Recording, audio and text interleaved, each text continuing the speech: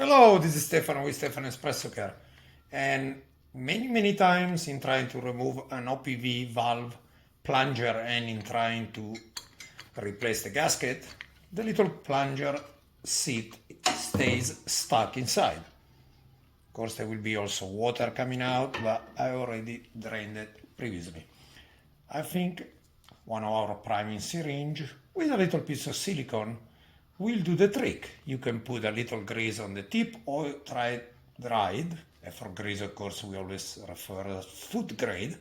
You exercite enough pressure that you can try pulling it out. It will fall, but just like so. Once that's done, you can actually rebuild the valve.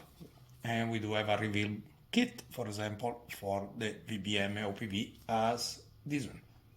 Thank you for watching.